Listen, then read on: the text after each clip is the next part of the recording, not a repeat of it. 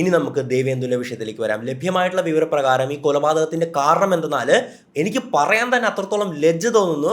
സ്വന്തം വയറ്റിൽ പിറന്ന ഒരു സഹോദരനും സഹോദരിയും തമ്മിൽ അവിശുദ്ധമായിട്ടുള്ള ഒരു ബന്ധമുണ്ടാകുകയാണ് നമ്മുടെ കേരളത്തിൽ. അങ്ങനെ ഒരു എല്ലാവർക്കും നമസ്കാരം, ഞാൻ അശ്വിൻ. 2025 തുടങ്ങിയിട്ട് ഒരു മാസം മാത്രമേ ആയിട്ടുള്ളൂ. പക്ഷേ നമ്മൾ ദൈവത്തിൻ്റെ സ്വന്തം നാടായിട്ടുള്ള കേരളത്തിൽ നിന്ന് കേൾക്കുന്നത് വളരെ ബ്രൂട്ടലായിട്ടുള്ള ക്രൂരമായിട്ടുള്ള ക്രൈംസിൻ്റെ ഒരു ഘോഷയാത്രയാണ്. ന്യൂ ഇയർ രാത്രി തന്നെ എന്താണ് നമ്മൾ കേട്ടിട്ടുണ്ടായിരുന്നത്? 2 കുട്ടികൾ ചേർന്ന്, 18 വയസ്സായിട്ടില്ല, അവർ രണ്ടുപേരും ചേർന്ന് ഒരു 30 വയസ്സുള്ള വ്യക്തിയെ വളരെ ക്രൂരമായിട്ട് കത്തിക്ക് കുത്തി കൊലപ്പെടുത്തി. അവിടെ ഒരു പെൺകുട്ടിയായിട്ട് പോയി എന്തോ കഞ്ചാവ് ഉപയോഗിച്ചത് ചോദ്യം ചെയ്തതിനാണ് ഈ ഒരു ക്രൂരമായിട്ടുള്ള കൊലപാതകം കുട്ടികൾ നടത്തിയിട്ടുണ്ടായിരുന്നത്. അതിനുശേഷം ഈ ഒരു മാസം കേരളത്തിൽ റിപ്പോർട്ട് ചെയ്ത ക്രൈംസിൻ്റെ എണ്ണം എടുക്കുകയാണെങ്കിൽ, അതിൻ്റെ ക്രൂരത പരിശോധിക്കുകയാണെങ്കിൽ അത്രത്തോളം ഭീകരമാണ്. 2 ഇരട്ട കൊലപാതകങ്ങൾ, അതല്ലാതെ മറ്റു കൊലപാതകങ്ങൾ, അതുപോലെ തന്നെ ഒരുപാട് കൊച്ചു പെൺകുട്ടികൾ ഗർഭിണിയാകുന്നു. ഒരുപാട് കേസുകളാണ് സമാനമായിട്ട് കേരളത്തിൽ റിപ്പോർട്ട് ചെയ്തുകൊണ്ടിരിക്കുന്നത്. നമ്മുടെ നാട്ടിലെ ചെറുപ്പക്കാർക്ക് എന്താണ് സംഭവിച്ചുകൊണ്ടിരിക്കുന്നത് എന്ന് പരിശോധിക്കേണ്ട സമയം അതിക്രമിച്ചിരിക്കുകയാണ്. പലതും പറഞ്ഞു കഴിഞ്ഞു കഴിഞ്ഞാൽ നമ്മളെ പിടിച്ച് അമ്മാവനാക്കും. കാരണം ഇതൊക്കെ സർവ്വസാധാരണമാണെന്ന് ചിന്തിക്കുന്ന ഒരു തലമുറ ഇവിടെയുണ്ട്. അതായത് മയക്കുമരുന്ന് ഉപയോഗിക്കുക, മോശമായിട്ട് പെരുമാറുക, അക്രമ സ്വഭാവം കാണിക്കുക, അതായത് ഗുണ്ടകളെയൊക്കെ വാഴ്ത്തുന്ന ഒരു കാലഘട്ടത്തിൽ കൂടെയാണ് നമ്മൾ ജീവിക്കുന്നത് എന്ന് ഓർത്തുകൊള്ളുക. വളരെ ദാരുണമാണ് നമ്മളുടെ സംസ്ഥാനത്തിൻ്റെ അവസ്ഥയെന്ന് ഓർമ്മിപ്പിക്കുകയാണ്. ഇന്നലെ രാവിലെ കേരളം കേട്ടുണർന്നത് വളരെ ക്രൂരമായിട്ടുള്ള മനസാക്ഷി നടുക്കുന്ന ഒരു കൊലപാതകത്തിൻ്റെ വാർത്തയായിട്ടാണ്. തിരുവനന്തപുരം ബാലരാമപുരത്ത് 2 വയസ്സ് മാത്രം പ്രായമുള്ള നിഷ്കളങ്കയായിട്ടുള്ള ഒരു പിഞ്ച് പെൺകുട്ടി ദേവേന്ദുവിനെ വീടിൻ്റെ പുറകിലുള്ള ഒരു കിണറ്റിൽ മരിച്ച നിലയിൽ കണ്ടെത്തുകയാണ്. തുടർന്നുള്ള അന്വേഷണത്തിൽ മനസ്സിലായി ഇത് സ്വാഭാവികമായിട്ട് കുട്ടി എങ്ങനെയെങ്കിലും കിണറ്റിലേക്ക് വീണതല്ല, മറിച്ച് കുട്ടിയെ കിണറ്റിൽ എറിഞ്ഞു കൊന്നതാണ്. അങ്ങനെ പോലീസ് നിലവിൽ അറസ്റ്റ് ചെയ്തിട്ടുള്ളത് കുട്ടിയുടെ അമ്മാവനെയാണ്. കുട്ടിയുടെ അമ്മാവൻ കുറ്റം സമ്മതിച്ചു. ഓക്കെ, ഞാനാണ് കൊന്നതെന്ന് ആ ഒരു വ്യക്തി സമ്മതിച്ചതായിട്ട് പോലീസ് പറയുന്നുണ്ടല്ലേ. പക്ഷേ ഈ കേസിലെ ഏറ്റവും വലിയ നിഗൂഢത എന്താണെന്നറിയാവോ? അത് നിങ്ങൾ മനസ്സിലാക്കണം. ഈ സംഭവം നടന്നിട്ട് 2 ദിവസങ്ങൾ പിന്നിട്ടിരിക്കുന്നു. ഞാൻ ഇന്നലെ രാത്രി വീഡിയോ ചെയ്യാനിരുന്നതാണ്, പക്ഷേ എന്തുകൊണ്ട് മാറ്റിവെച്ചു എന്നറിയാവോ? അതായത് കുറ്റം ചെയ്ത, അതായത് കുട്ടിയെ കൊന്ന ആളെ കിട്ടി, പക്ഷേ ഏറ്റവും വലിയൊരു കാര്യം എല്ലാ വാർത്തകളിൽ നിന്നും മിസ്സിംഗ് ആയിരുന്നു. അല്ലെങ്കിൽ ആ ഒരു സംഭവം പുറത്തു വന്നിട്ടില്ല. എന്തെന്ന് പറഞ്ഞാൽ വ്യക്തമായിട്ട് കേട്ടുകൊള്ളുക, ഈ വ്യക്തി എന്തിനു കുട്ടിയെ കൊന്നു എന്നുള്ള കാര്യം ഒരു പോലീസുകാരനും പറയുന്നില്ല. 2 വയസ്സ് മാത്രം പ്രായമുള്ള ഒരു പിഞ്ചു കുട്ടിയെ കൊല്ലണമെങ്കിൽ അതിന്റെ പിന്നിൽ വ്യക്തമായിട്ടുള്ള ശക്തമായിട്ടുള്ള ഒരു കാര്യം കാണും. അത് പോലീസിന് ഒരു പക്ഷേ ഇതിനോടകം കിട്ടിക്കാണും അല്ലേ. പക്ഷേ അവരാരും തന്നെ ഇതുമായി ബന്ധപ്പെട്ട് അന്വേഷിക്കുന്ന SIO, CIO, DYSPO അല്ലെങ്കിൽ റൂറൽ SPO ഒന്നും തന്നെ ഈ കാര്യങ്ങൾ വെളിവാക്കുന്നില്ല. അവർ പലപ്പോഴും ആ ഒരു മാധ്യമങ്ങളൊക്കെ ചോദിക്കുമ്പോൾ അങ്ങോട്ടും ഇങ്ങോട്ടും തത്തിക്കളിക്കുന്നതായിട്ടാണ് എനിക്ക് തോന്നുന്നത്. അത് പ്രതി ഒന്നും പറയുന്നില്ല, പ്രതി കുറ്റം സമ്മതിച്ചിട്ടുണ്ട്, പക്ഷേ എന്താണ് ഇതിന്റെ പിന്നിലുള്ള മോട്ടീവ് എന്നൊക്കെ കൂടുതലായിട്ട് അന്വേഷിച്ചാലേ മനസ്സിലാകത്തുള്ളൂ തുടങ്ങിയ കാര്യങ്ങളൊക്കെ പറഞ്ഞ് പല രീതിയിൽ ഒഴിഞ്ഞു മാറുന്നതായിട്ടാണ് എനിക്ക് തോന്നിയത്. 2 ദിവസം പിന്നിട്ടിരിക്കുന്നു. ഇതിന്റെ ഉത്തരം പറയാൻ പറ്റുന്നില്ലെങ്കിൽ എന്തൊക്കെയോ കാര്യങ്ങൾ അതിന്റെ പിന്നിൽ ചീഞ്ഞു നാറുന്നുണ്ടെന്നാണ് എനിക്ക് തോന്നുന്നത്. പലപ്പോഴും ഇവിടെ സംഭവിക്കുന്ന പല കേസിലും ഞാൻ ശ്രദ്ധിക്കുന്ന ഒരു കാര്യമുണ്ട്. അതായത് ഒരുപാട് സംഭവങ്ങൾ റിപ്പോർട്ട് ചെയ്യാറുണ്ട്. അമ്മ കുഞ്ഞിനെ കൊന്നു എന്നും പറഞ്ഞല്ലേ. അമ്മ കുഞ്ഞിനെ കൊന്നു കഴിഞ്ഞു കഴിഞ്ഞാൽ ആ ഒരു അമ്മയ്ക്ക് പിന്തുണ പ്രഖ്യാപിക്കുന്ന ഒരു സമൂഹവും അതുപോലെ തന്നെ നിയമവ്യവസ്ഥയും ഒക്കെ തന്നെ ഇവിടെ നിലനിൽക്കുന്നുണ്ട്. പലപ്പോഴും കുറ്റവാളികൾ സ്ത്രീയാകുമ്പോഴേക്കും ഏതൊക്കെ തരത്തിലാണ് നമ്മുടെ സമൂഹമാണെങ്കിലും അല്ലെങ്കിൽ നിയമവ്യവസ്ഥയാണെങ്കിലും നിയമപാലകരാണെങ്കിലും അവരെ സംരക്ഷിക്കാൻ ശ്രമിക്കുന്നതെന്ന് പച്ചയായിട്ട് വ്യക്തമാണ്. കഷായം ഗ്രീഷ്മയുടെ കാര്യം നോക്കൂ. റാങ്ക് ഹോൾഡറാണ്, മിടുക്കിയാണ്, അവൾ അടിപൊളിയാണെന്നൊക്കെ പറയുകയാണ്. ഒരു ബ്രൂട്ടൽ കില്ലറിനെ പറ്റിയിട്ടാണ് ഇങ്ങനെ പറയുന്നത്. ഒരു സുപ്രധാനമായിട്ടുള്ള സമാനമായിട്ടുള്ള സംഭവത്തെ പറ്റി പറഞ്ഞിട്ട് നമുക്ക് ദേവേന്ദുവിന്റെ കേസിലേക്ക് വരാം. ഏതാനും കുറച്ച് മാസങ്ങൾക്ക് മുമ്പ് കൊച്ചി പനമ്പള്ളി നഗറിൽ സമാനമായിട്ടുള്ള ഒരു പിഞ്ചു കുഞ്ഞിനെ ക്രൂരമായിട്ട് കൊല്ലുന്ന, അതും അമ്മ കൊല്ലുന്ന ഒരു സംഭവം നടന്നിട്ടുണ്ടായിരുന്നു. രാവിലെ 8:15 കൊച്ചി പനമ്പള്ളി നഗറിലെ വിദ്യാനഗറിൽ കവറിൽ പൊതിഞ്ഞ നിലയിൽ ചോരക്കുഞ്ഞിന്റെ മൃതദേഹം കണ്ടെത്തിയത്. തൊട്ടുപിന്നാലെ കവർ വന്ന് വീഴുന്നതിന്റെ CCTV ദൃശ്യങ്ങൾ പുറത്തുവന്നു. പ്രസവശേഷം യുവതി കുഞ്ഞിനെ ശ്വാസം മുട്ടിക്കുകയും തുടർന്ന് താഴേക്കെറിയുകയുമായിരുന്നു. താഴെ വീണ കുട്ടിയുടെ തലയൊട്ടി പൊട്ടി. നിങ്ങൾ എത്ര പേര് അതിനെപ്പറ്റി അറിഞ്ഞു എന്ന് എനിക്കറിയില്ല. അതായത് പനമ്പള്ളി നഗറിലെ ഒരു ഫ്ലാറ്റിന്റെ മുറിയിൽ വെച്ചിട്ട് ഈ ചെറുപ്പക്കാരിയായിട്ടുള്ള ഈ ഒരു പെണ്ണ് കുഞ്ഞിന് ജന്മം നൽകുകയാണ്. ബാത്റൂമിൽ വെച്ചായിരുന്നു പ്രസവിച്ചിട്ടുണ്ടായിരുന്നത്. അങ്ങനെ പ്രസവിച്ച ശേഷം ഉടൻ തന്നെ ആ കുഞ്ഞിനെ ശ്വാസം മുട്ടിച്ച് കൊല്ലാൻ ശ്രമിക്കുകയാണ്. കുഞ്ഞ് കരഞ്ഞപ്പോൾ ആ കുഞ്ഞിന്റെ വായിലേക്ക് തുണി കുത്തിത്തിരിക്കുകയാണ്. അങ്ങനെ അകത്തെന്തോ ഒച്ചയും ബഹളമൊക്കെ കേട്ടപ്പോൾ അമ്മ കതകിൽ തട്ടുന്നുണ്ട്. അമ്മ കതകിൽ തട്ടിയപ്പോഴേക്കും ഈ പെണ്ണ് ചെയ്ത കാര്യം എന്നാൽ ഇവളെ പെണ്ണെന്നൊന്നുമല്ല വിളിക്കേണ്ടത്, നികൃഷ്ടജീവി, ഭൂമിക്ക് ഭാരമായവൾ എന്നൊക്കെ വേണം വിളിക്കാനായിട്ട്. മറ്റു പല വാക്കുകൾ ഉപയോഗിക്കാൻ അറിയാണ്ടല്ല പരിധികൾ ഉണ്ടായിട്ടാണ്. എന്തായാലും ഉടൻ തന്നെ ഈ പെണ്ണ് ആ കുഞ്ഞിനെ ഉണ്ടല്ലോ, നവജാത ശിശു പ്രസവിച്ച് ഉടൻ തന്നെ ശ്വാസം മുട്ടിച്ച് കൊല്ലാൻ നോക്കി, വായി തുണി തിരികെ കയറ്റി. അപ്പോൾ അമ്മ കതകെ തട്ടിയപ്പോഴേക്കും പെട്ടെന്ന് തന്നെ ആ കുഞ്ഞിനെ അവിടെ ഉണ്ടായിരുന്ന ആമസോണിന്റെ കവർ ഉണ്ടായിരുന്നു പാഴ്സൽ വന്നത്, അതിൻ്റെ അകത്തിട്ടിട്ട് ഫ്ലാറ്റിന്റെ ഏറ്റവും മുകളിൽ നിന്ന് താഴത്തെ റോഡിലേക്ക് വലിച്ചെറിയുകയാണ്. ആ കുഞ്ഞ് നിലത്തിടിച്ച് വളരെ ദാരുണമായിട്ട് കൊല്ലപ്പെടുകയാണ്. അങ്ങനെ പോലീസ് പെട്ടെന്ന് അവിടെ വന്ന് അന്വേഷിച്ചു. അപ്പോൾ പെട്ടെന്ന് ആളെ ട്രേസ് ചെയ്യാൻ പറ്റി. കാരണം ഈ ആമസോണിൻ്റെ കവറിൽ അഡ്രസ്സ് ഉണ്ടായിരുന്നല്ലോ. അതുകൊണ്ട് തന്നെ പോലീസ് ഈ പെണ്ണിനെ പൊക്കിയാണ്. പെണ്ണിനെ പൊക്കിയപ്പോൾ ഉടൻ തന്നെ പെണ്ണ് പ്ലേറ്റ് മാറ്റുകയാണ്. അതായത് ഞാൻ റേപ്പിനിരയായിട്ടാണ് ഈ ഒരു ഗർഭധാരണം നടന്നതെന്നും അങ്ങനെയാണ് ഇത് കുഞ്ഞിന് ജന്മം നൽകേണ്ടി വന്നതെന്നൊക്കെ പറഞ്ഞിട്ട് ഉടൻ തന്നെ പ്ലേറ്റ് മറിച്ചു. അങ്ങനെ ആയിക്കഴിഞ്ഞു കഴിഞ്ഞാൽ എന്താണ് സംഭവിക്കുക? ഈ പെണ്ണ് നിയമപരമായിട്ട് അതിജീവിതയാക്കപ്പെടും. അന്നത്തെ കൊച്ചി സിറ്റി പോലീസ് കമ്മീഷണർ സംസാരിക്കുന്ന വാക്ക് കേട്ടിട്ടുള്ള അമർഷം എനിക്ക് തീർന്നിട്ടില്ല. അദ്ദേഹം പറഞ്ഞത് ഈ പെണ്ണ് അതിജീവിതയാണ്, മാധ്യമങ്ങളാരും ഈ പെണ്ണിന്റെ പേരോ വിവരങ്ങളോ ഒന്നും പുറത്തുവിടരുതെന്ന്. ഇതിനകത്തൊരു കോവേർഷൻ അല്ലെങ്കിൽ ഒരു റേപ്പ് എലമെന്റ് ഉണ്ടോ എന്ന് നമ്മൾ സംശയിക്കേണ്ടിയിരിക്കുന്നു. അപ്പോൾ അതുകൊണ്ട് ദയവേത് നിങ്ങൾ അതിജീവിതയുടെ പേരും മറ്റു വിവരങ്ങളും പബ്ലിഷ് ചെയ്യാതിരിക്കുന്നതാണ് പ്രത്യേകം ശ്രദ്ധിക്കേണ്ടതാണ്. അപ്പോൾ ഈ അതിജീവിത കുറ്റം സമ്മതിച്ചിട്ടുണ്ട്. ഈ പെണ്ണിന് എന്താണ് സംഭവിച്ചതെന്ന് വ്യക്തമായിട്ട് എല്ലാവർക്കും അറിയുന്ന സംഭവമാണ്. ഹൗസ് ഓഫ് എയോസ് എന്ന് പറയുന്ന ഒരു ഡാൻസ് ട്രൂപ്പ് ഉണ്ട്. അവിടെയുള്ളൊരു പയ്യനുണ്ട്, റഫീഖ്. അപ്പോൾ ഈ പെണ്ണ് റഫീഖിന് മെസ്സേജൊക്കെ അയച്ച് കമ്പനി ആയിയാണ്. ഈ പെണ്ണ് പലപ്പോഴും ആ ഒരു ഹൗസ് ഓഫ് എയോസിന്റെ കേന്ദ്രത്തിൽ പോകുന്നതൊക്കെ ആയിട്ട് കോടതിയിൽ ആ ഒരു ജാമ്യം ഓർഡറൊക്കെ ഉണ്ടല്ലോ, അതിൻ്റെ അതൊക്കെ പറയുന്നുണ്ട്. ഹൗസ് ഓഫ് എയോസ് എന്ന് കോടതിയുടെ ജഡ്ജ്മെന്റിൽ എല്ലാം എടുത്ത് പറയുന്നുണ്ട്. അങ്ങനെ ഈ പയ്യനുമായിട്ട് ബന്ധമായി ഇവർ രണ്ടുപേരും കൂടെ പലതരം കാര്യങ്ങൾ പരസ്പര സമ്മതത്തോടെ ചെയ്തു. റേപ്പോ ഒന്നുമല്ല, എല്ലാവർക്കും അറിയുന്ന കാര്യമാണ്. ഇവർ രണ്ടുപേരും കൂടെ പരസ്പരം അർമാദിച്ച് കടന്ന് അങ്ങനെ ഈ പെണ്ണ് പ്രഗ്നന്റ് ആയി. കുറച്ച് നാൾ കഴിഞ്ഞിട്ടാണ് ഈ പെണ്ണ് അറിയുന്നത് താൻ പ്രഗ്നന്റ് ആയിരുന്നു. അബോർട്ട് ചെയ്യാനുള്ള സമയം കഴിഞ്ഞു പോയിരുന്നു. അങ്ങനെ ഈ പെണ്ണിന് ജന്മം നൽകേണ്ടി വന്നു. എന്നിട്ട് വലിച്ചെറിഞ്ഞ് കൊല്ലുകയും ചെയ്തു. ഉടൻ തന്നെ അവൻ പീഡിപ്പിച്ചു എന്നും പറഞ്ഞിട്ട് ആ പാവം ചെറുക്കൻ അറസ്റ്റ് ചെയ്ത് അകത്ത് പോവുകയാണ്. അവൻ റിമാൻഡിൽ പോവുകയാണ്. അവൻ ആരായി മാറി? അവൻ റേപ്പിസ്റ്റായി മാറി. ഇത്രയും ക്രൂരമായിട്ടുള്ള കൊലപാതകം ചെയ്തവള് ഫ്രീ ആയിട്ട് നടക്കുന്നു. അവളുടെ പേരോ വിവരങ്ങളോ നമുക്ക് പുറത്തുവിടാൻ പോലും പറ്റുന്നില്ല. ഇപ്പോൾ നിങ്ങളും വിചാരിക്കുന്നുണ്ടാകും ആ കൊലപാതകിയായിട്ടുള്ള പെണ്ണിന്റെ പേരോ വിവരങ്ങളോ അല്ലെങ്കിൽ ഫേസ് എന്തുകൊണ്ട് ഞാൻ മുഖം മറച്ച് ബ്ലർ ചെയ്ത് കാണിക്കുന്നു എന്നല്ലേ? നിയമപരമായിട്ട് സാധിക്കില്ല എന്നുള്ളതാണ്. മാധ്യമങ്ങൾക്ക് പോലും സാധിച്ചു, ഇവിടുത്തെ മുഖ്യധാര മാധ്യമങ്ങൾക്ക് പോലും സാധിച്ചില്ല.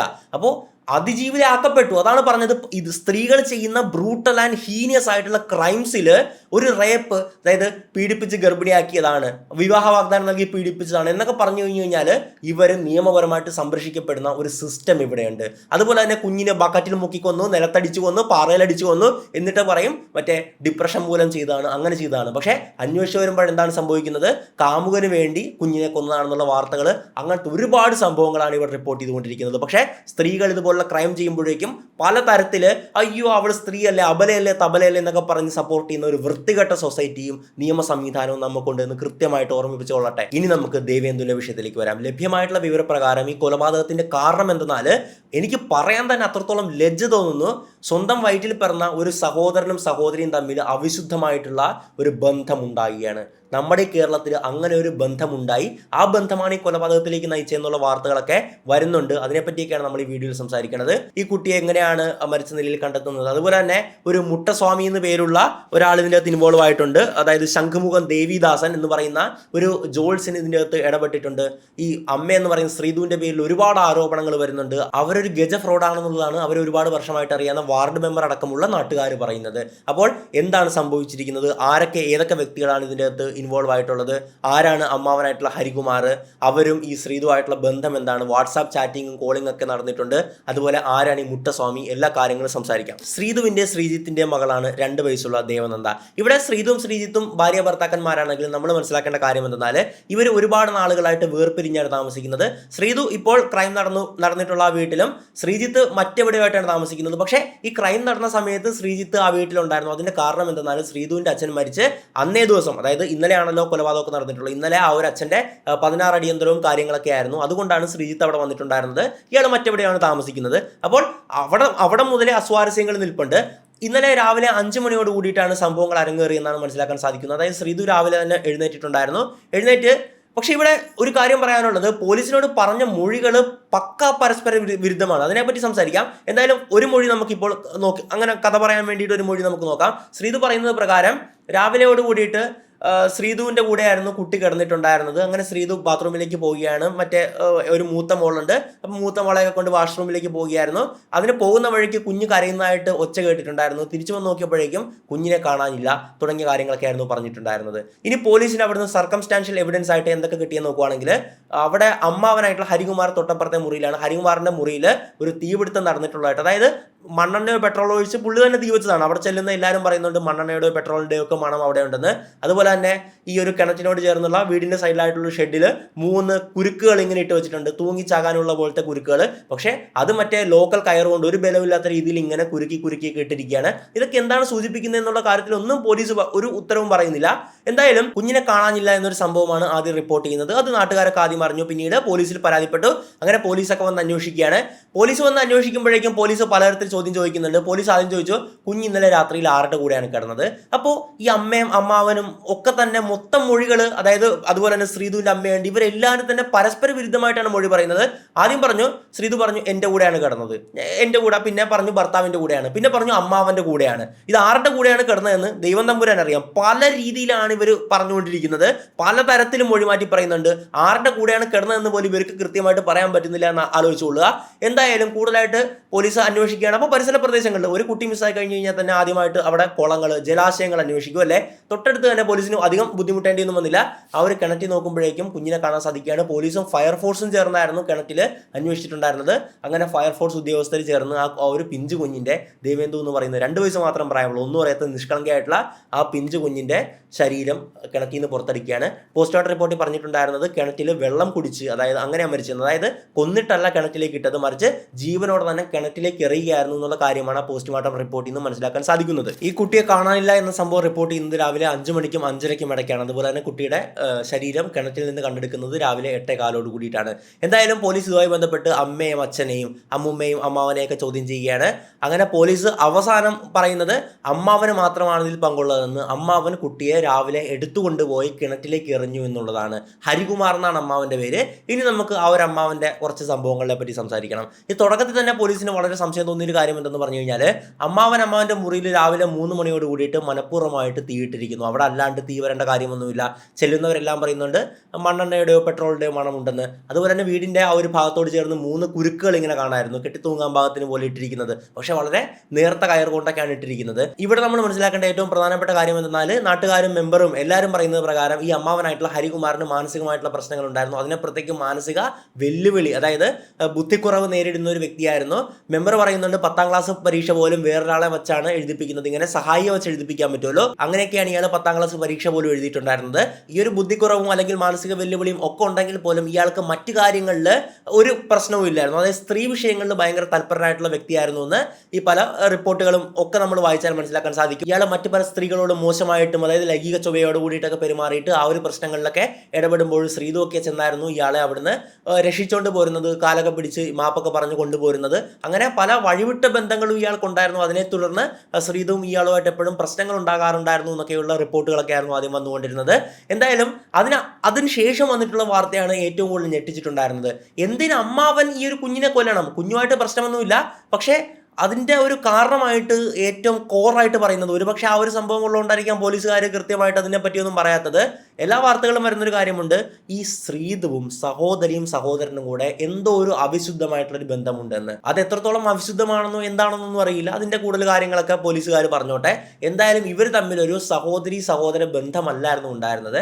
തൊട്ടടുത്ത മുറിയിൽ കിടന്ന് പാതിരാത്രിയിൽ, അതായത് നേരം വെളുക്കുന്ന സമയം വരെയൊക്കെ ചാറ്റിങ്ങും അതുപോലെ തന്നെ വീഡിയോ കോളും ഒക്കെ ഉണ്ടായിരുന്നു. പല മെസ്സേജുകളും ഇവരുടെ ചാറ്റിൽ നിന്ന് ഡിലീറ്റഡ് ആയിരുന്നു. അപ്പോൾ ഇവർ തമ്മിൽ മറ്റെന്തോ ഉണ്ടായിരുന്നു. ഒരുപക്ഷെ ഈ ബന്ധത്തിന് കുഞ്ഞ് തടസ്സമായി മാറിയേക്കാം, അല്ലെങ്കിൽ ബന്ധത്തിന് ഒരു കരടാണ് കുഞ്ഞെന്ന് കണ്ടുകൊണ്ടായിരിക്കുമോ ആ ഒരു കുഞ്ഞിനെ അമ്മാവൻ വകവരുത്തിയിട്ടുണ്ടായിരുന്നത്. ഇതിൻ്റെ പിന്നിൽ ഈ ശ്രീധുവിൻ്റെയോ അല്ലെങ്കിൽ ആരുടെയെങ്കിലൊക്കെ സഹായം ലഭിച്ചിട്ടുണ്ടാകുമോ എന്നുള്ള കാര്യത്തിനൊന്നും ഒരു ഉത്തരവുമില്ല. ഞാൻ പറഞ്ഞത്, അമ്മാവൻ കുഞ്ഞിനെ കൊന്നു, ശ്രീധുവും ഈ സഹോദരനായിട്ടുള്ള ഹരികുമാർ അമ്മാവനുമായിട്ട് ഒരു അവിശുദ്ധ ബന്ധമുണ്ടായിരുന്നു എന്നുള്ള കാര്യം വരെ സ്ഥിരീകരിച്ചിട്ടുള്ള കാര്യമാണ്. അതിനപ്പുറത്തേക്ക് എന്താണ് സംഭവിച്ചതെന്നൊന്നും വലിയ പാടാണ് നമുക്ക് മനസ്സിലാക്കാനായിട്ട്. ഈ അവസരത്തിൽ ശ്രീധുവിൻ്റെ കാര്യം നോക്കുവാണെങ്കിൽ ശ്രീധു ഒറ്റയ്ക്കാണ് കഴിയുന്നത്. അപ്പോൾ ശ്രീധുവും അമ്മാവനുമാണ് വീട്ടിലുള്ളത്, പിന്നെ അമ്മയുണ്ട്.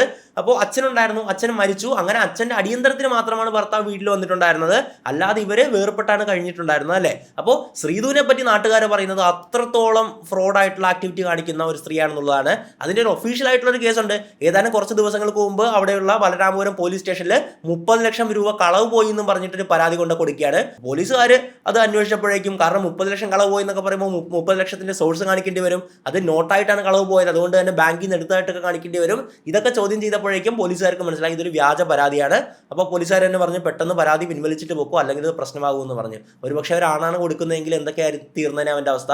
വ്യാജ പരാതി കൊടുത്തു എന്നൊക്കെ പറഞ്ഞ് ചിലപ്പോൾ അകത്ത് പോയാൽ അങ്ങനത്തെ സംഭവങ്ങളൊക്കെ നടന്നേനെ. ഇവിടെ പെണ്ണെന്നുള്ള പ്രിവിലേജ് ഭയങ്കരമാണ്. ശ്രീധുവിനെ പറ്റി അവിടുത്തെ നാട്ടുകാർക്ക് ഒരുപാട് കാര്യങ്ങളാണ് പറയാനുള്ളത്. അതിൻ്റെ അകത്ത് എല്ലാം കോമൺ ഫാക്ടർ എന്തെന്നാൽ സാമ്പത്തികമായിട്ട് തട്ടിപ്പിന് വേണ്ടിയിട്ട് വലിയ ഉഡായിപ്പ്, വലിയ ഫ്രോഡൻഷ്യൽ സ്കീം കാണിക്കുന്ന ഒരു വ്യക്തിയായിരുന്നു ശ്രീധു. ഒരു ഉദാഹരണം നോക്കുവാണെങ്കിൽ ശ്രീധു ഓടി നടന്ന എല്ലാ നാട്ടുകാരോടും പറയുകയാണ്, അതായത് എൻ്റെ മകൾക്ക് അമ്മുമ്മ ചോറ് വാരി കൊടുത്തുകൊണ്ടിരിക്കുമായിരുന്നു. പെട്ടെന്ന് മകള് റോഡിലേക്ക് ഓടി, ഗേറ്റും തുറന്ന് ഓടി, ഒരു വണ്ടി ഇടിച്ച് മോള് ഗുരുതരാവസ്ഥയിലാണ്.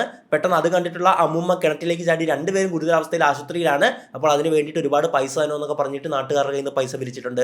അതുപോലെ തന്നെ ഈ ശ്രീധുവിൻ്റെ അച്ഛനായിട്ടുള്ള ഉദയൻ ഉണ്ടല്ലോ, ഇപ്പോൾ മരണപ്പെട്ടിട്ടുള്ള ഉദയൻ അവിടെ മിംസിലായിരുന്നപ്പോഴേക്കും അദ്ദേഹത്തിന് പല രീതിയിലാണ് നാട്ടുകാരോട് പറയുന്നത്. ക്യാൻസർ ആണ്, ലിവർ സിറോസിസ് ആണ്, ഹേർട്ട് പ്രോബ്ലം ആണ് എന്നൊക്കെ പറഞ്ഞിട്ട് ഒരുപാട് ബന്ധുക്കളുടെ അടുക്കൽ നിന്ന് നിങ്ങൾക്ക് ഇത്രയും രൂപ വെച്ച് എനിക്ക് തന്നെ മൊത്തം കൂടെ 15 ലക്ഷമാവും, നിങ്ങളൊക്കെ കുറച്ച് പൈസ എനിക്ക് പിരിച്ചു തരുമോ എന്നൊക്കെ പറഞ്ഞിട്ട് പലതരത്തിൽ പൈസ കളക്ട് ചെയ്തിട്ടുണ്ട്. അതുപോലെ തന്നെ ശ്രീധു ജോലി ചെയ്തിരുന്നത് ദേവസ്വം ബോർഡിന് കീഴിൽ താൽക്കാലിക ജീവനക്കാരിയായിട്ടാണ്. അത് ആർക്കും തന്നെ കിട്ടും. ജസ്റ്റ് അങ്ങോട്ട് പോയി കഴിഞ്ഞ് കഴിഞ്ഞാൽ ആരെങ്കിലും അവിടെ ഉണ്ടെങ്കിൽ താൽക്കാലികമായിട്ട് ജോലി ചെയ്യാവുന്നേ ഉള്ളൂ. അങ്ങനെ ജോലി ചെയ്യുന്ന വ്യക്തിയാണ്. പക്ഷേ ഇവരെ നാട്ടിലൊക്കെ പറഞ്ഞ് ബോധിപ്പിച്ചത് ഇവർ വലിയ ദേവസ്വം ബോർഡിലെ വലിയ ഉന്നത ഉദ്യോഗസ്ഥയാണ്, ഒരുപാട് വലിയ ഓഫീസേഴ്സുമായിട്ട് പരിചയമുണ്ട്, ഞാൻ വിചാരിച്ചു കഴിഞ്ഞാൽ ആർക്കും ജോലി നിയമനം കൊടുക്കാൻ പറ്റും, അപ്പോൾ പണമൊക്കെ മേടിക്കുകയാണ് ഇത് പറഞ്ഞിട്ട്. അതായത് ജോലി കൊടുക്കാം, ദേവസ്വം ബോർഡിൽ ജോലി കൊടുക്കാമെന്നുള്ള പേരിൽ പലരുടെയും കയ്യിൽ നിന്ന് പൈസ കളക്ട് ചെയ്തതായിട്ടുള്ള ആരോപണങ്ങളും ശ്രീധുവിനെതിരെ വരുന്നുണ്ട്. അതായത് മുന്നിൽ നിൽക്കുന്നവനെ മനസ്സറിഞ്ഞ് അവൻ്റെ മനസ്സിനെ മാനിപ്പുലേറ്റ് ചെയ്ത് തന്ത്രപരമായിട്ട് അവനെ പറ്റിച്ച് പൈസ മേടിക്കാൻ കഴിവുള്ള ഒരു വ്യക്തിയായിരുന്നു ശ്രീധു എന്നാണ് അവിടുത്തെ മെമ്പർ അടക്കമുള്ള ആൾക്കാർ പറയുന്നത്. അതുപോലെ തന്നെ ഇവരുമായി ബന്ധപ്പെട്ടിട്ട് ഞാൻ പറഞ്ഞല്ലോ, ഒരു മുട്ടസ്വാമി എന്ന് പേരുള്ള ശംഖുമുഖൻ ദേവിദാസൻ, അയാളെ ഇപ്പോൾ പോലീസ് അറസ്റ്റ് ചെയ്തിട്ടുണ്ട്, ചോദ്യം ചെയ്യാനൊക്കെ ആയിട്ട് കൊണ്ടുപോയിട്ടുണ്ട്. അപ്പോൾ ഈ ശംഖുമുഖൻ ദേവിദാസൻ ഇതിൽ വലിയൊരു പങ്കുള്ളതായിട്ട് നമുക്ക് തോന്നുന്നുണ്ട്. കാരണം പലപ്പോഴും പല അന്ധവിശ്വാസങ്ങളാണ് പല കൊലപാതകങ്ങളിലേക്ക് നയിക്കുന്നത്. ഇപ്പോൾ നമ്മൾ ചെന്താമരയുടെ കേസ് നോക്കുവാണെങ്കിൽ അവിടെയും ഒരു ജോത്സ്യൻ ഇൻവോൾവ് ആയിരുന്നു. ആരാണ് ശംഖുമുഖൻ ദേവിദാസൻ? ഇയാൾ ജോത്സ്യനാകുന്നതിന് മുമ്പ് ഒരു സ്റ്റേഷനറി കട നടത്തിയിരുന്ന വ്യക്തിയായിരുന്നു. അതിനുശേഷം ഈ കോഴിമുട്ടയും താറാമുട്ടയും ഒക്കെ ഇങ്ങനെ കൊണ്ടു നടന്ന് വിൽക്കുന്ന ഒരാളായിരുന്നു. അതുകൊണ്ട് തന്നെയാണ് ഇയാൾ മുട്ടസ്വാമി എന്നൊക്കെ പലരും വിളിക്കുന്നത്. അങ്ങനെ ഈ മുട്ട വിറ്റ് നടന്നിട്ടുള്ള ആള് പിന്നെ പഠിപ്പിക്കാനൊക്കെ പോകുന്നുണ്ട് ഏത് സ്കൂളിൽ. അതെങ്ങനെയാണ്, എന്ത് വിദ്യാഭ്യാസ യോഗ്യതയാണുള്ളത്, ഏത് സ്കൂളിലാണെന്നൊന്നും അറിയത്തില്ല. ഈ ദേവിദാസന്റെ തന്നെ അയൽവക്കക്കാരൻ പറയുന്നതാണ്. പക്ഷെ ഏറ്റവും വലിയ ട്വിസ്റ്റ് എന്താണെന്നറിയാവോ? ഈ അയൽവക്കക്കാരനായിട്ടുള്ള മാധ്യമങ്ങൾക്കൊക്കെ ഇന്റർവ്യൂ കൊടുക്കുന്ന വ്യക്തി ഉണ്ടല്ലോ, ഈ വ്യക്തിയുടെ ഭാര്യയെ 1 വർഷം മുമ്പ് ഈ ദേവിദാസൻ തന്ത്രപരമായിട്ട് വളച്ച് കൈവശപ്പെടുത്തുകയാണ്. എന്നിട്ട് ആ ഒരു ഭാര്യയെ കല്യാണം കഴിക്കുകയാണ്. അയൽക്കാരൻ്റെ ഭാര്യയെ നൈസായിട്ട് അടിച്ചെടുത്ത അത്രയും ഒരു വ്യക്തി, ആ ഒരു സ്വഭാവത്തിനുടമയാണ് ദേവിദാസൻ എന്ന് പറയുന്നത്. ഇയാൾ വലിയ അവിടുത്തെ ജോത്സ്യനാണ്, ഒരുപാട് പേരുടെ കയ്യിൽ നിന്നൊക്കെ പൈസയൊക്കെ മേടിച്ച് ജോത്സ്യം ചെയ്യാറുണ്ട്. ശ്രീധുവായിട്ട് ഇയാൾക്ക് വലിയ സാമ്പത്തിക ഇടപാടുണ്ടെന്നാണ് പല 24-ന്റെയും ഒക്കെ റിപ്പോർട്ട് ചെയ്യുന്നത് നമുക്ക് മനസ്സിലാക്കാൻ സാധിക്കുന്നത്. ഇതിനിടയിൽ ശ്രീധു മറ്റൊരു പരാതി പറഞ്ഞിട്ടുണ്ടായിരുന്നു, ദേവിദാസൻ തന്റെ കയ്യിൽ നിന്ന് 15 ലക്ഷം രൂപ തട്ടിച്ചെടുത്തു എന്നാണ്. അപ്പോൾ ഇവർ തമ്മിൽ വലിയ പൈസയുടെ ഇടപാടുകൾ നടപ്പുണ്ട്. ഇയാൾക്ക് ജോത്സ്യൻ എന്താണ് ഈ കേസിൽ ഇൻവോൾവ്മെന്റ്? പല റിപ്പോർട്ടുകളും പറയുന്നത് പ്രകാരം ശ്രീധു എന്ന് പറയുന്ന വ്യക്തി ജോത്സ്യന് അടിമയായിരുന്നു എന്നുള്ളതാണ്. നമുക്കറിയാം, അന്ധവിശ്വാസം കഴിഞ്ഞു കഴിഞ്ഞാൽ അത് ആ ഒരാളുടെ കീഴിൽ നമ്മൾ അടിമയാക്കപ്പെടും. ഇപ്പോൾ എലന്തൂർ നരബലി കേസിൽ ആ ഒരു ദമ്പതികൾക്ക് ഭഗവത് സിംഗിന് ലൈലയ്ക്ക് സംഭവിച്ച എന്താണ്, സിദ്ധനായിട്ട് വന്നിട്ടുണ്ടായിരുന്ന മുഹമ്മദ് ഷാഫിക്ക് കീഴിൽ ഇവർ അടിമപ്പെട്ടു പോയി. അയാൾ പറയുന്ന എല്ലാ കാര്യങ്ങളും ഇവർ അക്ഷരാർത്ഥത്തിൽ അംഗീകരിക്കുകയാണ്, അത് അക്ഷരം പ്രതി അനുസരിക്കുകയാണ്. അപ്പോൾ അങ്ങനെയായിരുന്നു സംഭവിച്ചിട്ടുണ്ടായിരുന്നത്. അതുപോലെ തന്നെ എന്തോരം ഉഡായിപ്പ് കള്ളസ്വാമിമാരുടെയും അല്ലെങ്കിൽ കള്ള ജ്യോത്സ്യന്മാരുടെയും കഥകളൊക്കെ നമ്മൾ കേട്ടിട്ടുള്ളതാണ്. അതായത് കുടുംബ പ്രശ്നമായിട്ട് എത്തിയ വീട്ടമ്മയെ കബളിപ്പിച്ച് അവരുടെ കയ്യിലുള്ള മൊത്തം സ്വർണവും പണവും, സ്വർണം വെച്ച് പൂജിക്കണം, അത് ആ വള വെച്ചാലേ നമുക്ക് പരിഹാരം ഉണ്ടാകത്തുള്ളൂ എന്നൊക്കെ പറഞ്ഞ് അത് അടിച്ചു മാറ്റി ഈവൻ അവരെ ശാരീരികമായിട്ട് ഉപയോഗിച്ചു അങ്ങനത്തെ പീഡിപ്പിക്കുന്ന കേസുകൾ വരെ ഒരുപാട് റിപ്പോർട്ട് ചെയ്തിട്ടുണ്ട്. അപ്പോൾ ഓർത്തുകൊള്ളുക, നമ്മുടെ നാട്ടിൽ വ്യാജ സിദ്ധന്മാർ വളരെ വ്യാപകമായിട്ട് കൂടിക്കൊണ്ടിരിക്കുകയാണ്. കാരണം പൈസ ഉണ്ടാക്കാനുള്ള ഏറ്റവും നല്ല ബിസിനസ്സാണ് ഈ വ്യാജമായിട്ട് ഇതുപോലെ തന്നെ ദൈവികമായിട്ടുള്ള കാര്യങ്ങളിൽ ഏർപ്പെട്ട് കാര്യങ്ങളൊക്കെ ഇടപാടാക്കി ഞാൻ ശരിയാക്കി തരാമെന്നും പറഞ്ഞിട്ട് ചെയ്യുക എന്നുള്ളത്. വ്യാജ മറ്റേ ഇങ്ങനെ ഊതിയിട്ട് രോഗം മാറ്റുന്നവർ വരെ ഉണ്ട്. ഇങ്ങനെ സൈഡിൽ എന്താ പറയുക, കിഡ്നി സ്റ്റോൺ ആണ്, സൈഡിൽ ഇങ്ങനെ തുടച്ചിട്ട് ഇങ്ങനെ കല്ല് എടുക്കുന്ന പോലെ കാണിക്കും, നിന്റെ കിഡ്നി സ്റ്റോൺ ഞാൻ മാറ്റിയിരിക്കുന്നു എന്നൊക്കെ പറയുന്ന ടീം വരെ നമ്മുടെ നാട്ടിലുണ്ട്. അതൊക്കെ വിശ്വസിച്ച് അവരുടെ കീഴിൽ ചികിത്സയ്ക്ക് പോകുന്ന ആൾക്കാരുണ്ട്, പ്രബുദ്ധ കേരളത്തിലുണ്ട് എന്ന് പറയുമ്പോഴാണ് ഏറ്റവും സങ്കടം തോന്നുന്നത്, ദാരുണമായിട്ടുള്ള അവസ്ഥ എന്ന് പറയുന്നത്. എന്തായാലും ഈ കേസിന് ഫോളോ വീഡിയോ ആവശ്യമാണ്. നമ്മൾ ഇനിയും അതിന്റെ കൃത്യമായിട്ടുള്ള കാരണം പോലീസ് പുറത്തുവിടുമ്പോൾ നമ്മൾ ചെയ്തേ പറ്റത്തുള്ളൂ. പക്ഷേ എനിക്ക് തോന്നിയിട്ടുള്ള കാര്യങ്ങളൊക്കെ ഞാൻ പറയാം. ഒന്നാമത്തത്, ഈ അമ്മാവൻ എന്ന് പറയുന്ന ഹരികുമാറായിട്ടുള്ള വ്യക്തിക്ക് മാനസിക വെല്ലുവിളി നേരിടുന്ന വ്യക്തിയാണ്. പക്ഷേ കാമം എന്ന് പറയുന്ന വികാരത്തിന് യാതൊരുവിധ കുറവുമില്ല. അതുകൊണ്ട് തന്നെയാണ് പല സ്ത്രീകളോട് ഇയാൾ മോശമായിട്ട് അപ്രോച്ച് ചെയ്യുന്നതും അവരുമായിട്ടൊക്കെ ബന്ധം സ്ഥാപിക്കുന്നതും സ്വന്തം സഹോദരിയെ പോലും ഇയാൾ വെറുതെ വിടാനതും. സഹോദരിയായിട്ട് ഒരു അവിശുദ്ധ ബന്ധം ഉള്ളതായിട്ട് എല്ലാ റിപ്പോർട്ടുകളും വായിച്ചു കഴിഞ്ഞാൽ മനസ്സിലാവും. അങ്ങനെയുള്ള വ്യക്തിക്ക് ഈ കുഞ്ഞിനെ തൻ്റെ മാനസികമായിട്ടുള്ള പ്രശ്നത്തിൽ തോന്നിയ ഒരു ചിന്തയാണ്, ഈ കുഞ്ഞ് ഞങ്ങളുടെ ബന്ധത്തിനൊരു കരടാണ്, അത് വേറൊരാളുടെ കുട്ടിയല്ലേ, അപ്പോൾ എനിക്ക് ഇവിടെ സ്വന്തമായിട്ട് വേണം, അങ്ങനെയൊക്കെ ചിന്തിക്കാം.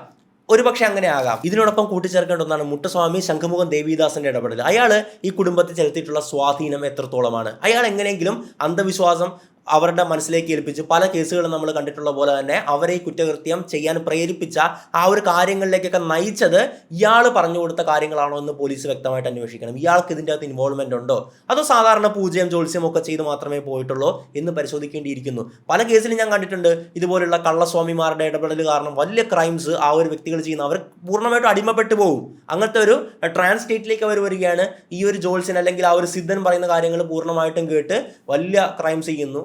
എലന്തൂർ നരബലി ഏറ്റവും നല്ല ഉദാഹരണമാണ്. അതുപോലെ ചെന്താമരയുടെ വിഷയം, നിന്റെ ഭാര്യ നിന്നെ ഇട്ടേച്ച് പോയത് അയൽവക്കത്തുള്ള മുടിയുള്ള സ്ത്രീ കാരണമാണെന്ന് പറഞ്ഞു ഉടനെ തന്നെ ആ സ്ത്രീയെ പോയി ഇയാൾ വെട്ടിക്കൊല്ലുകയാണ്. എന്താണ് ഇവിടെ സംഭവിച്ചുകൊണ്ടിരിക്കുന്നത്? അപ്പോൾ ഈ ഒരു വിഷയവുമായി ബന്ധപ്പെട്ട് ഒരുപാട് കാര്യങ്ങൾ പുറത്തു വരാനുണ്ട്. ഈ ഹരികുമാർ എന്ന് പറയുന്ന വ്യക്തി മാത്രമാണോ ഇതിന്റെ പിന്നിലുള്ളത്, അതോ ഈ ശ്രീധുവിനോ മറ്റാർക്കെങ്കിലും ഇതിൻ്റെ അകത്ത് ഇൻവോൾവ്മെന്റ് ഉണ്ടോ? ശ്രീധു അറിഞ്ഞുകൊണ്ടാണോ ഈ കൊലപാതകം നടന്നിട്ടുള്ളത്? അറിഞ്ഞുകൊണ്ടാണെങ്കിൽ പ്രതിയാണ്. ഇപ്പോൾ പോലീസ് പറയുന്നത് അറിഞ്ഞുകൊണ്ടല്ല, ഹരികുമാർ മാത്രമാണ് ഇതിന് ഉത്തരവാദി എന്നൊക്കെയാണ് പറയുന്നത്. പക്ഷേ ഇവർ തമ്മിൽ ഒരു അവിശുദ്ധ ബന്ധം ഉണ്ടായി നിൽക്കെ അങ്ങനെ അറിയാതെ ആ ഒരു കൊലപാതകം ചെയ്യേണ്ട കാര്യമുണ്ടോ? രാവിലെ അത്രയും എളുപ്പത്തിൽ കുഞ്ഞിനെ എടുത്തുകൊണ്ട് പോകാൻ പറ്റുമോ? തുടങ്ങി ഒരുപാട് സംശയങ്ങളാണ് നമുക്ക് മുമ്പിൽ നിലനിൽക്കുന്നത്. എന്തായാലും പോലീസ് ഒന്നും പറയുന്നില്ല. അടുത്ത ദിവസമെങ്കിലും പ്രിയപ്പെട്ട കേരള പോലീസ് ഇതുമായി ബന്ധപ്പെട്ട് സത്യാവസ്ഥകൾ പുറത്തുവിടണമെന്ന് അപേക്ഷിക്കുകയാണ്. എന്ത് തരത്തിലുള്ള അവിശുദ്ധ ബന്ധമാണെങ്കിലും നാട്ടുകാർ അറിയട്ടെ. അല്ല, ഒരു കുഞ്ഞിനെയല്ലേ, പിഞ്ചു കുഞ്ഞിനെയല്ലേ കൊന്നിരിക്കുന്നത്, അതിന്റെ സത്യാവസ്ഥ ഞങ്ങൾക്കും കൂടെ അറിയണ്ടേ? ദയവായിട്ട് ആ കാര്യങ്ങളൊക്കെ പുറത്തു വിടുക. എന്തായാലും എന്തൊക്കെയാണല്ലോ കേൾക്കുന്നത്, ഒരു ഇൻസെസ്റ്റ് റിലേഷൻ, അതായത് ഒരു സഹോദരനും സഹോദരിയും തമ്മിൽ വളരെ മോശമായിട്ടുള്ള ഒരു ബന്ധമുണ്ടായെന്നൊക്കെ പറയുന്നത് അത്രത്തോളം അറപ്പുളവാക്കുന്ന ഒരു കാര്യമാണ് നമ്മളുടെ ഈ കേരളത്തിൽ, പ്രബുദ്ധ കേരളത്തിൽ നമുക്ക് കേൾക്കാനായിട്ട്.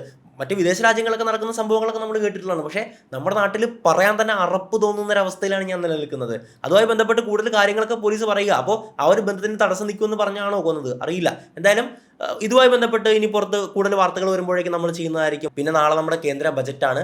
അപ്പോൾ അങ്ങനത്തെ വിഷയങ്ങളൊക്കെ വരുമ്പോഴേക്കും നമുക്ക് അതൊക്കെ ചെയ്യേണ്ടി വരും. ഇതൊന്നും ചെയ്യാൻ പറ്റില്ല. എന്തായാലും നമ്മൾ അപ്ഡേറ്റുകൾ 2 ദിവസത്തിന് ശേഷം വരത്തുള്ളതായിരിക്കും. അപ്പോഴേക്കും നമ്മൾ ചെയ്യാം. എന്തായാലും മറ്റൊരു വീഡിയോയിൽ മറ്റൊരു വിഷയം നമുക്ക് വീണ്ടും കാണാൻ. It's me signing out.